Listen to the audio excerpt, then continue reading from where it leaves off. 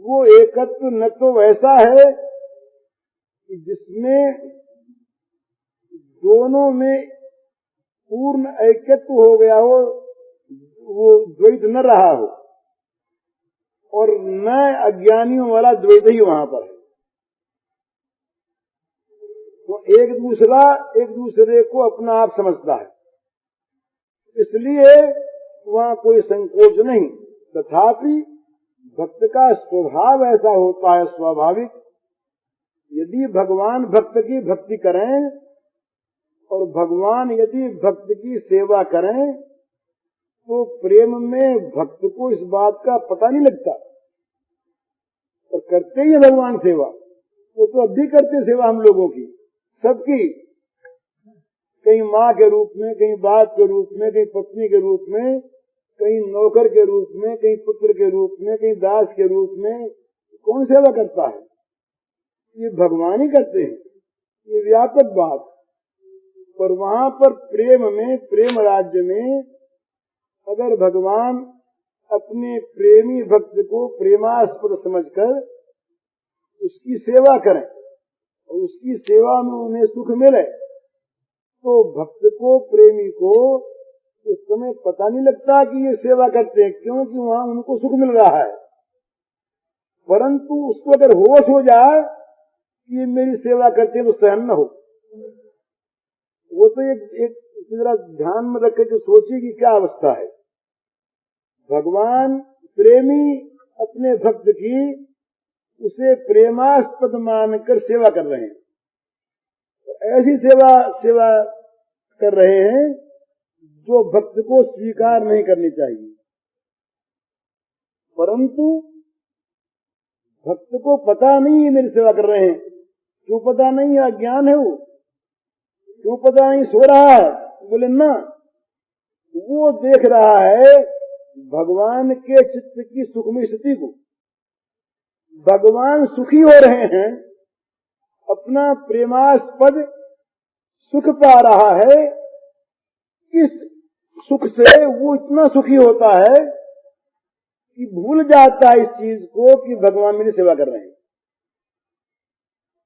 अगर कहीं होश हो जाए उसको, तब तो वो बहुत ज्यादा दुखी होगा। उसको होश हो जाएगा ये भगवान ने मेरी सेवा की, तब तो उसके मन में बड़ा संकोच होगा। पर उसे तो पता नहीं, और पता इसलिए नहीं है उसको सेवा से उसको सुख मिल रहा है। भाई पैर दुखते थे और हम सो गए, भगवान ने आके पैर दबाए, बड़ा आराम मिला, इसलिए भूल गए भगवान सेवा कर रहे हैं। सो नहीं, इसलिए भूल गए कि पैर दबाने में भगवान को जो सुख हो रहा है, उस सुख से इसका सुख इतना बढ़ गया है कि क्या क्रिया हो इसे उसका उसे ज्ञान नहीं है। ये प्रेम की स्थिति है। तो ऐसी अवस्था में भगवान के द्वारा सेवा भी होती है। तो ऐसी अवस्था में कहीं कहीं पर भगवान पर अधिकार का प्रयोग भी होता है। कैसे?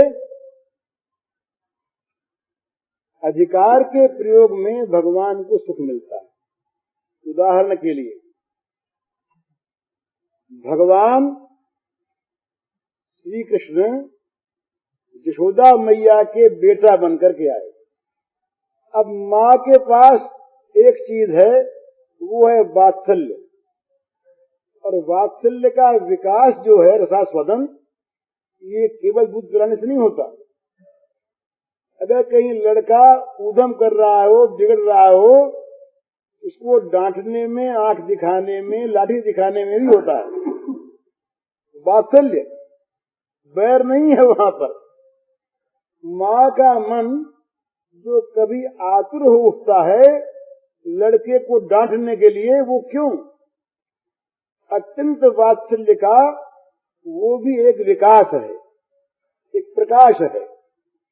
जैसे गोद में रखना, लाड चाव करना, दूध पिलाना, सेवा करना, सुलाना, ये सब वात्सल्य का प्रकाश है। उसी प्रकार से आवश्यकता होने पर डांटना, चपत भी लगा देना, बांध भी रखना, और कहीं कहीं पर जहां तक सह सके वहां तक खाने को भी न देना, ये भी वात्सल्य का विकास होता है। ये जानता है वो वात्सल्यवती माँ का हृदय, हम नहीं जानते। इस प्रकार की लीला करते हैं कि जिससे उस रस का विकास हो। तो जैसे भगवान भक्त सेवा करते हैं, उस समय भक्त भूल जाता है इस चीज को कि ये मेरी सेवा कर रहे हैं। इसी प्रकार जब भक्त प्रेमी भक्त भगवान को मारने दौड़ता है, तो मैं भी भूल जाता है इस बात को कि मैं भगवान को मार रहा हूं। ये न हो तो रस का विकास न हो। अगर वहां पर ठीक ध्यान रहे कि भगवान है, तो यशोदा में खड़ी हो जाएगी हाथ जोड़ करके। तो वहां ये भगवान स्वयं इस प्रकार की चेष्टा करते हैं। तो कभी उसको अगर ये बात मालूम पीछे भी हो जाएगा, मैंने भगवान को मारने के लिए चेष्टा की, तो बड़ा संकोच होगा, बड़ा दुख होगा। तो ये है भक्त का अधिकार। अधिकार में अपना मानती कि तू जाएगा कहां। वहां श्रीमद् भागवत में बीच बीच में व्यास भगवान ने बांचने वालों को चेतावनी भी दी है कि भाई जो सब में व्याप्त है, जो सब जगह व्याप्त है, जिसमें सारा संसार है, उसको मैया बांधती है। उसको थोड़े से घेरे में घेर करके मैया रस्सी से बांधती है, और बांधती है और बंधते भी हैं वो। वहां भी ऐश्वर्य का प्रकाश है। जिस समय मैया बांधती है, उनकी कमर उतनी की उतनी है। मैया हाथ से टटोलती है कि इतनी रस्सी मैंने लगाई, 2-2 अंगुल छोटी हो गई, तो कहीं इसकी कमर बढ़ तो नहीं गई। तो देखे टटोल करके कमर उतनी की उतनी, जरा सी भी कमर 5 इंच भी बढ़ी नहीं, रस्सी छोटी क्यों। तो वहां ऐश्वर्य का प्रकाश भी है, पर मैया को ऐश्वर्य का पता ही नहीं है। वो सोचती है कि मेरी गांठ लगाने में कोई भूल होती होगी, नहीं तो ये तो अभी मैंने इसकी कमर में करधनी पहनाई, वही तो कमर है और वही मैं हूं। करधनी आगे रस्सी नहीं आती, इसका क्या मतलब है।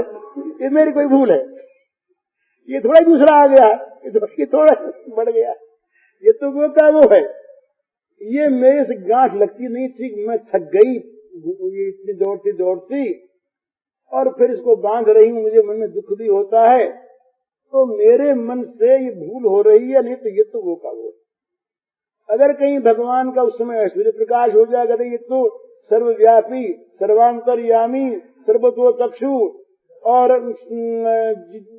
सबको अपने पेट में समाये हुए जो अंतर्यामी महापुरुष है वो है, तब तो वो फिर रस्सी थोड़ी बांधे। रस्सी बांधना अगर छोड़ दे, कि जो वात्सल्य का विकास हो रहा है, लड़का बिगड़ न जाए।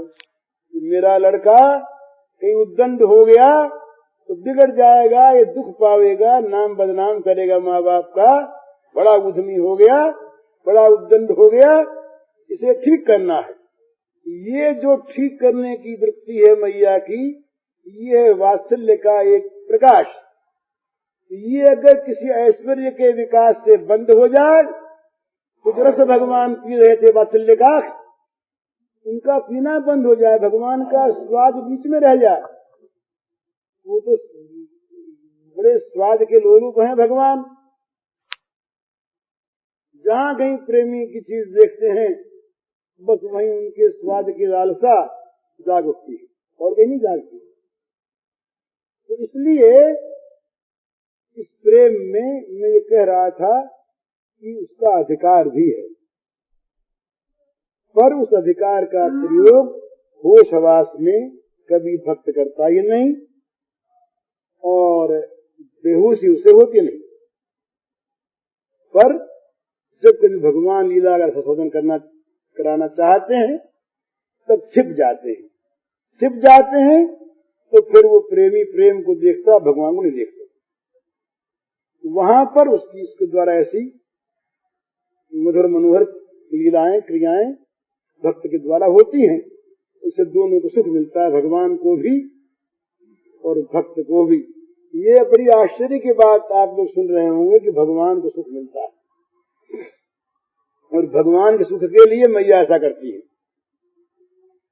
यही प्रेम की उपस्थिति, जहाँ भगवान में भी सुख की आकांक्षा दिखाई दे और जहाँ भगवान के भी सुख की आकांक्षा हम पूर्ण कर सकें, ऐसी चेष्टा करें, ये प्रेम। इस प्रेम को भगवान इसी रूप में स्वीकार करते हैं, अंगीकार करते हैं। वो इसको बोले, हम इतने बड़े, तुम्हें क्या ले आए हमारे सामने, इतने बड़े हम, तो तुम्हें तुलसी का पत्ता लेकर के आकर बोले पहले इसको खाओ भगवान, क्या हम ये भगवान नहीं कहते। उस तुलसी के पत्ते जितनी भूख लगी होती है भगवान को, उस प्रेमी के दिए हुए किसी की नहीं लगती हो, क्योंकि उसी के लिए उनको भूख लगती है। बेभूख वाले को भूख लगती उसी के लिए, उनमें कभी भूख है नहीं। उनमें तो भूख पैदा करता है वो प्रेमी का अपना भूखा मन। उसमें तो मिलने की आकांक्षा पैदा करता है भक्त का, प्रेमी का मिलने के लिए अत्यंत व्याकुल चित्त। इसलिए इन सब चीजों को भगवान स्वीकार करते हैं, भली बात अंगीकार करते हैं। तो ये तो मैं प्रेम की कुछ आगे की बात कह गया। कह मैं ये रहा था कि ध्यान, अगर प्रेम युक्त ध्यान हो, प्रेम वाला ध्यान हो, आसक्ति वाला ध्यान हो, तो उसमें बड़ी सरलता होती है अभ्यास वाले ध्यान की अपेक्षा। मनुष्य बहुत से कहते हैं, हम सभी कहते हैं कि ध्यान लगता नहीं। जब ध्यान करने बैठते हैं तो न मालूम कहाँ कहाँ की बात याद आती है। ये बात ठीक है। क्यों ठीक है? कि ये चित्त हमारा है ना, इस पर अनंत संस्कार पड़े हैं, सबके चित्त अंकित है। जब हम मन से किसी जगत के काम में लगे रहते हैं तब तो वो नया काम रहता है सामने, तो जो पुराने चित्त अंकित है वो सामने आते नहीं। और जब हम जगत के किसी काम को छोड़कर सब कामों को भगवान का ध्यान करने बैठते हैं तो जगत में तो मन इस समय रहा नहीं और भगवान में लगने का अभ्यास ही हुआ नहीं। तो क्या करता है, वो मन की जो फिल्म है वो चित्रों को, जो पुराने चित्र हैं उनको दिखाना शुरू कर देती है। तो वहां पर अगर घबरा जाए साधक तब तो गया। तो वहां पर मन पर डंडा लेके बैठ जाए, इन चित्रों को बंद करो, इनको बंद करो, और तुम्हें ऐसी चीज दिखाऊंगा जिसको देख के तुम मुग्ध हो जाओगे। ये लालच भी दे, भय भी दिखावे, लोभ भी दिखावे। कुछ दिनों में ये जो मन है ये फिर उसी को लेने लगेगा, फिर भगवान मन में आ जाएंगे, ध्यान आ जाएगा। इसमें ये अभ्यास है, ये अभ्यास है। और जहाँ प्रेम है, रति है, वहां तो खिंचता है मन, वहां मन उगता नहीं, वहां मन को लगाना नहीं पड़ता। इसलिए साधकों को दो तरह की चीज है उनके सामने, आसक्ति की और अभ्यास। जिनका चित्त आसक्ति की ओर है उनको जल्दी कामयाबी होती है और सरसता से होती है।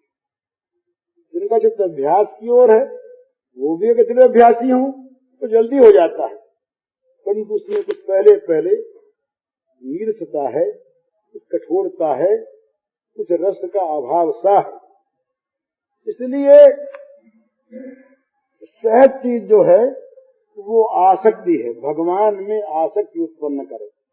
इसीलिए ये सारा लीला गान है। ये जो कहा है श्रीमद आचार्यों ने और बड़े बड़े ऋषियों ने, लीला भगवान क्यों करते हैं? इसलिए कि उस लीला को सुन सुनकर कह कहकर मन में भगवान के प्रति प्रीति उत्पन्न हो, जिस प्रीति से भगवान जल्दी से जल्दी प्राप्त हो जाए। तो लीला कथा का जो गान है, श्रवण है, ये करता है मोह का नाश असली। इसीलिए आवश्यकता है लीला कथा की, हरि कथा की।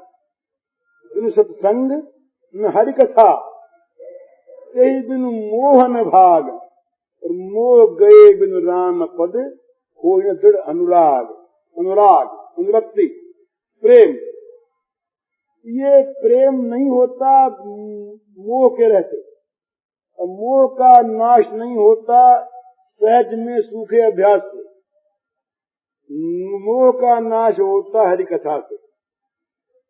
भगवान की लीलाओं का श्रवण, उनका गायन मधुर मधुर मीठा लगे कान को भी, विषयी पुरुषों को भी। अपने बच्चों में जिनका बड़ा मन रहता है, बड़ा मोह, बड़ी आसक्ति, वे भी कभी भगवान रामचंद्र की, भगवान कृष्ण की सुनते हैं बाल लीला, उन्हें बड़ा मजा आता अपने बच्चों के ऊपर मोह के कारण से, तो बड़ा मजा आता है। तो वो मजा कहीं भगवान से आता है, ये बात मन मान ले सुनते सुनते। तो वो जो मोह था बच्चों में, वो मोह हो जाए भगवान में, बस काम बन गया। तो भगवान में मोह उत्पन्न हो, इससे जगत के मोह का नाश होता है। और मोह उत्पन्न होता है भगवान की माधुरी से, भगवान के सौंदर्य से। इसलिए कि जो सौंदर्य का, माधुर्य का जो रास्ता है भगवान में आसक्ति पैदा करने का, मन निरंतर भगवान के गुणों का स्मरण करे, उनका सौशील्य, उनका औदार्य, उनकी क्षमा, उनका प्रेम, उनकी दया, उनकी भक्त वत्सलता, उनकी दीन वत्सलता, उनका सौंदर्य माधुर्य। इस प्रकार से निरंतर भगवान के गुणों का स्मरण करे। गुणों का स्मरण करते करते उनमें मोह पैदा होगा, आसक्ति पैदा होगी, ये मोह नष्ट होगा। और इस मोह के नाश होने पर वो जो मोह है, जो सारे मोहों का मारने वाला मोह है, भगवान में अनुराग, वो पैदा हो जाएगा। तो इस मार्ग में भी ध्यान है, और वही ध्यान आसक्ति का, अनुराग का ध्यान है।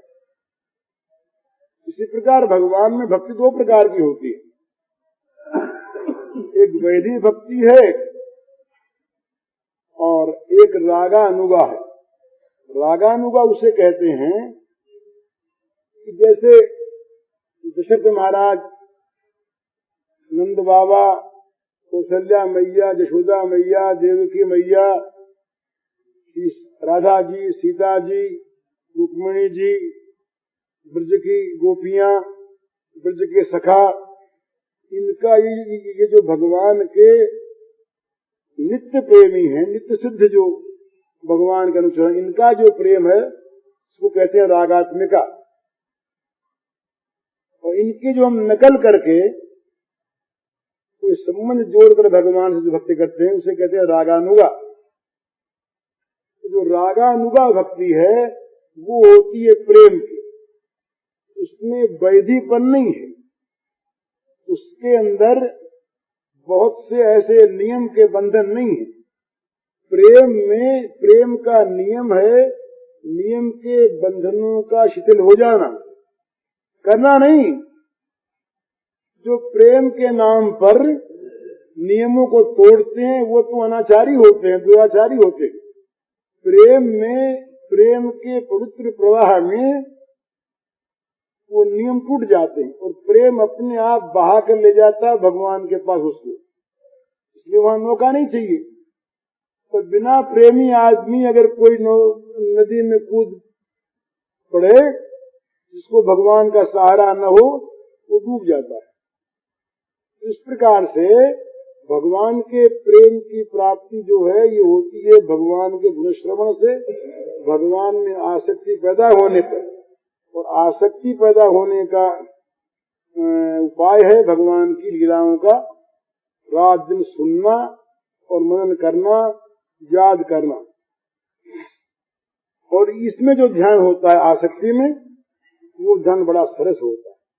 इसीलिए भगवान के जो श्री रूप का ध्यान है उसके अपेक्षा जो बाल रूप का ध्यान ये बड़ा अच्छा होता है। छोटे से बच्चे भगवान हैं, इतना निर्दोष ध्यान है ये, इसमें कहीं पर किसी प्रकार की गड़बड़ी है। इसीलिए शिवजी महाराज जो हैं, शिवजी महाराज ये आगे का ध्यान नहीं करते, बाल रूप में रहते हैं। जब भगवान चलने लगे पैरों तो साधु जी वहां से भाग जाते हैं, ज्यादा से ठुमक ठुमक के चले वहीं तक, जब पैरों में पूरा बल आ गया तो भाग जाते हैं। तो शिवजी महाराज तो पैरों में चलने तक की बात नहीं रखी, वो तो बस घुटनों चलते हैं, उसी तक का ध्यान करते हैं। ये शिवजी महाराज देखने आए श्री कृष्ण को कब? छोटे से बच्चे थे तब, पीछे नहीं। इसलिए आता है कि इसमें बुद्धि भी होगी, इसमें ज्ञान भी होगा, समझदारी भी होगी, फिर तो अपने से उनकी तुलना करने लगते हैं।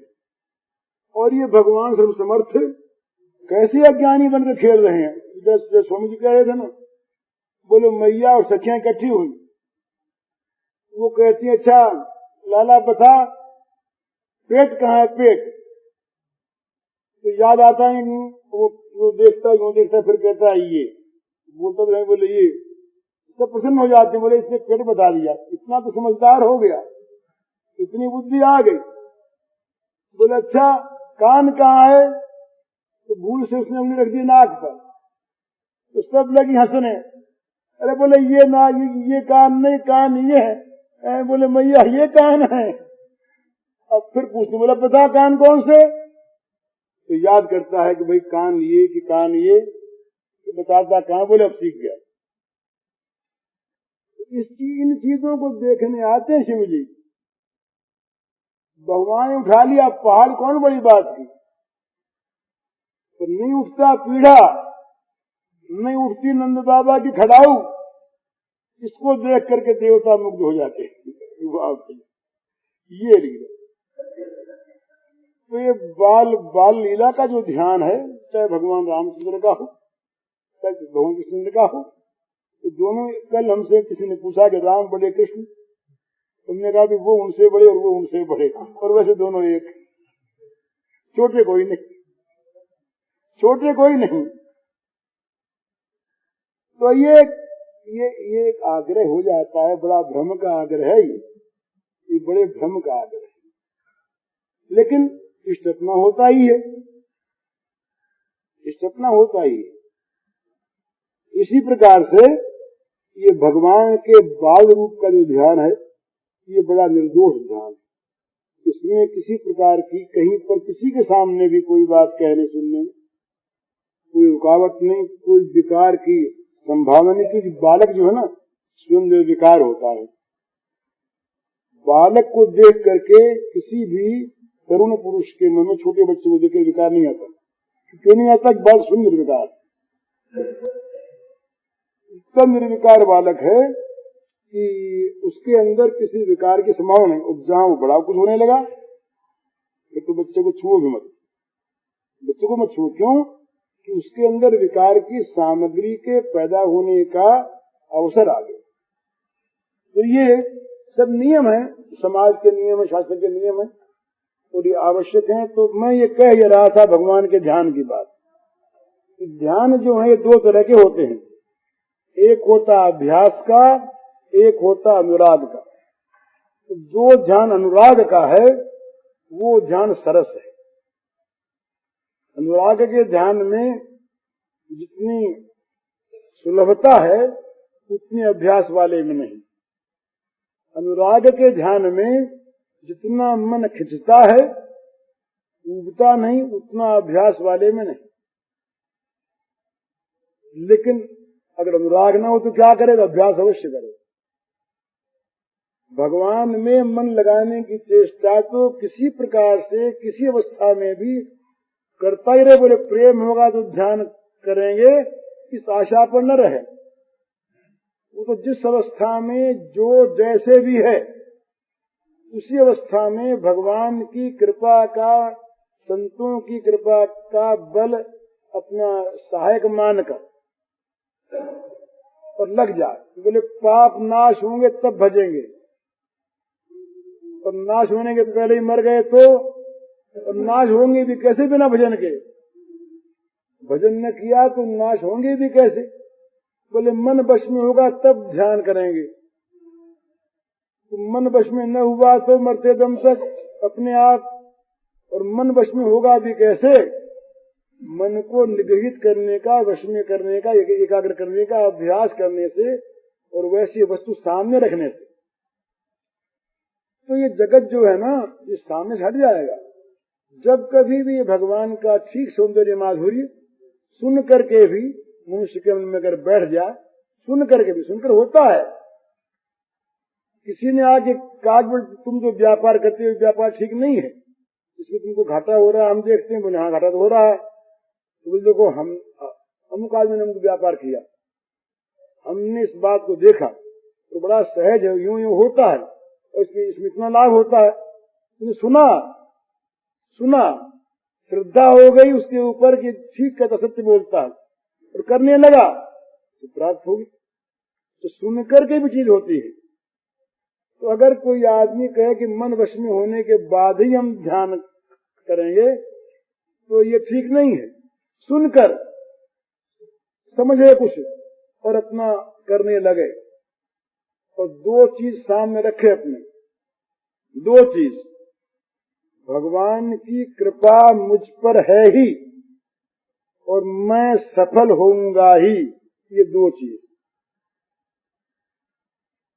अगर मन में संदेह होगा, क्या जाने अपने तो निराधार हैं, कोई सहायक तो है नहीं, होगा क्या नहीं होगा क्या नहीं। कल सज्जन आए, उन्होंने कहा हमारे गुरु जी तो गए मर, अब हमें कौन संभाले। तुमने कहा कि भगवान तो नहीं मर गए।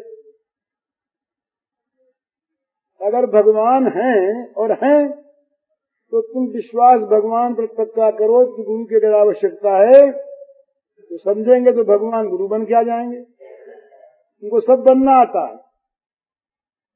सर्वभवन समर्थ, ये भगवान का एक नाम है।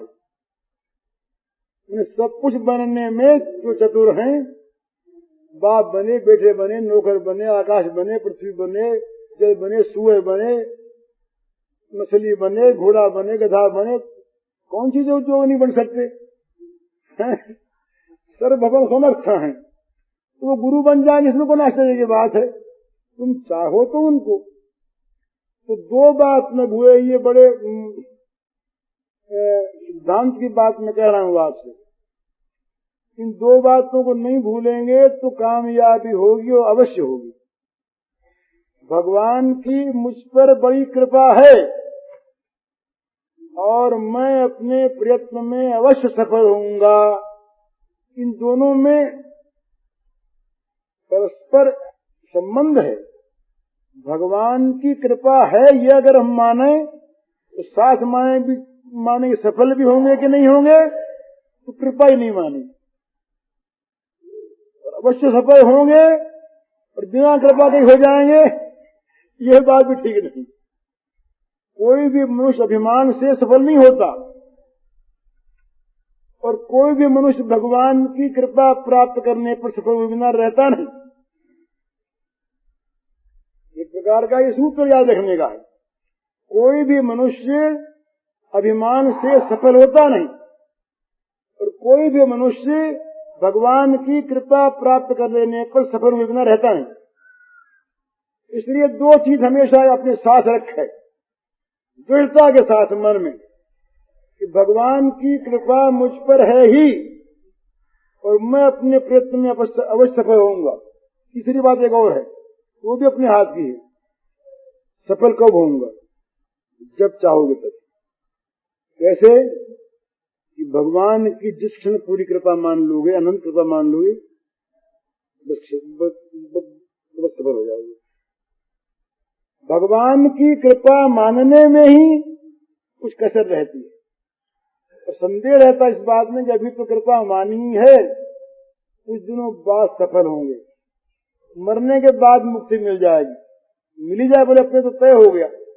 कोई भक्त कहा करते हैं, बोले अपने तो चिंता नहीं रही, अब चाहे कैसे भी मुक्ति तो अपनी हो ही जाएगी। पर अगर आज हो जाए तो क्या अर्थ है? कोई अर्थ है क्या? किसी की अगर मुक्ति मरने के बाद होना निश्चय हो गया और पहले उसकी हो जाए, कोई आपत्ति तो है ही नहीं, तो पहले क्यों न कर ले? कैसे कर ले? तो ये करे, फिर यहाँ ये करे कि भगवान की मुझ पर अनंत कृपा है और मुझे शीघ्र से शीघ्र भगवान की प्राप्ति होगी। इसका भी कोई प्रमाण कहीं कहीं होती भी ऐसे है। बोले हाँ, ये भगवान ने कहा। भवामि नचिरात् पार्थ, नचिरात् क्षिप्रम बोध धर्मात्मा क्षिप्रम। ये शब्द इस बात के द्योतक हैं, इस बात की सूचना देते हैं कि भगवान की प्राप्ति बहुत शीघ्र क्षिप्रता के साथ हो सकती है, जल्दी हो सकती है, और वो भगवान कराते हैं। स्वयं भगवान ने कहा, तेषाम हम समुद्धरता मृत्यु संसार सागरात् भवामि नचिरात् पार्थ मय्या विशित चेतसां। बस जो चौथा चरण जो है ना इस श्लोक का, वही सारा प्राण है। बाकी चीज तो भगवान को बाध्य है, उनको करनी पड़ेगी, कोई उपाय नहीं है। तो कहते हैं पहली चीज वो अपने करने की है, ये चौथे चरण वाली, मयि आवेशित चेतसां। किनको ऐसा करते हैं? जिनका चित्त मुझ में आवेशित हो गया, जिन्होंने पूरा विश्वास कर लिया, जिनके विश्वास में जरा भी किसी प्रकार की भी कमी, कोई संदेह शक की कल्पना, विलंब की कल्पना, अपनी अयोग्यता की कल्पना, अपने अनधिकार की कल्पना, भगवान की शक्ति में योग्यता और अधिकार देखने की कल्पना, ये सब संदेह हैं। ये संदेह भी अगर हो जाए कि भगवान तो सब शक्तिमान है और सूरत भी है, पर मेरे में कमी है, तब भी देर हो जाएगी। क्यों देर होगी? कि क्या वो तुम्हारी कमी इतनी शक्ति वाली है कि शक्तिमान भगवान उस कमी को दूर नहीं कर सकते? तो ये अपने विश्वास की कमी है कि मेरे में बड़ी कमी, जब कमी दूर होगी तो भगवान मिलेंगे। अरे कमी दूर भी कैसे होगी? ये कमी वाला तो जगत है ही। जगत जो है ये अभाव पूर्ण है प्रकृति की दृष्टि से, कभी ये पूरा होता ही नहीं। तो तुम कमी कमी मानते रहोगे तो कमी रहेगी, और कमी रहेगी तो तब तक तुम भगवान से कहते नहीं कि तुम आओ। अभी कमी हमारी, जब मेरी कमी पूरी हो जाए तो आना, इसका ये अर्थ है। तो अपनी कमी को भूल जाए, अपने अभाव को भूल जाए, अपनी अयोग्यता को भूल जाए, अपने अधिकार को भूल जाए, अपने पाप ताप को भूल जाए। ये सत्य है कि भगवान मिलते हैं निष्पाप होने पर ही, ये सत्य है। तो जो जैसा कहा उपनिषद में, ना वृत्तो दुश्चरितात् ना शांतो ना समाहित, सच्ची बात है। ये सब होने पर ही भगवान मिलते हैं। तो इन सब के होने में अगर भगवान करें तो देर कितनी? अगर भगवान ये सब करना चाहें और करें तो क्या देर? मन शुद्ध हो जाए, मन शांत हो जाए, मन निष्पाप हो जाए, ये सब अगर भगवान करें तो कौन देर? इसलिए भगवान पर पूर्ण विश्वास का अर्थ यह है कि किसी प्रकार की भी कमी का जरा सा भी बोध न हो। कमी का बोध न होना ही भगवान के दर्शन का वो उपयुक्त समय है। कमी का बोध न होना और भगवान का दर्शन होना, वेदांत की तो यही परिभाषा है साक्षात्कार की। जहाँ अपनी पूर्णता का साक्षात्कार हो गया आत्मस्वरूप के हिसाब से, वही आत्मा की प्राप्ति हो गई। पर यहाँ भक्ति में, प्रेम में इस प्रकार नहीं कह सकते। वहाँ यूं कहते हैं कि भगवान पर पूर्ण विश्वास होना ही इस बात को बताता है कि उसके कोई कमी की भावना नहीं रही। और जहाँ कमी की भावना पूरी मिटी, वहाँ भगवान के दर्शन हुए। क्योंकि वहाँ भगवान पर पूर्ण निर्भरता जो है ना, इसका अर्थ यही है कि किसी प्रकार के किसी और चीज की योग्यता अयोग्यता, अधिकार अनधिकार, कमी वेशी का कोई ख्याल न रहे, तब निर्भरता होती है। नहीं तो निर्भरता में कमी है कि इतनी सी चीज हो जाएगी तब भगवान आएंगे, है अपनी कमी। तो उसे देख भगवान की ओर देखे, अपनी देखना छोड़ दे। हम अयोग्य हैं, हम अधिकारी हैं, हमें प्रेम नहीं, पर हमारे भगवान तो पूर्ण प्रेमी हैं। हमारे भगवान तो हमसे कभी प्रेम के में रह ही नहीं सकते। मैं संदेह कहे अपने प्रेम में, उनके प्रेम संदेह क्यों कहे? उनके प्रेम जहाँ संदेह नहीं किया वहां पे प्रेम संदेह मिट जाएगा, क्योंकि उनका प्रेम हमको प्रेमी होना अपने आप बना देगा।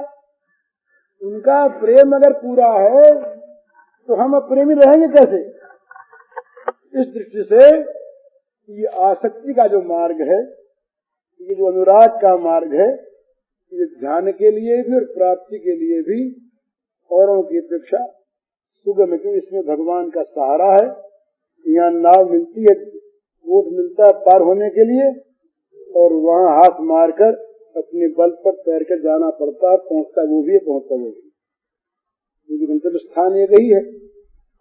इसलिए ध्यान का ये सुगम मार्ग, इसको हम लोग अपनाएं तो जल्दी ठीक हो सकता है। हरिओम तत्सत। यह ध्यान के दो मार्ग, अभ्यास और प्रेम, इस विषय का व्याख्यान आज मिति आषाढ़ शुक्ला चतुर्थी वार बुधवार विक्रम संवत 2010 जमसार तारीख 15 जुलाई 1953 को ऋषिकेश स्वर्गाश्रम गीता भवन के हॉल में प्रातः काल 10:15 बजे करीब कल्याण के संपादक भाई जी श्री हनुमान पोद्दार द्वारा दिया गया। पूज्य श्री भाई जी के इस प्रवचन का शीर्षक है अभ्यास वाले ध्यान के अपेक्षा आसक्ति वाला ध्यान सुगम है, और इसका कैसेट संख्या है 226।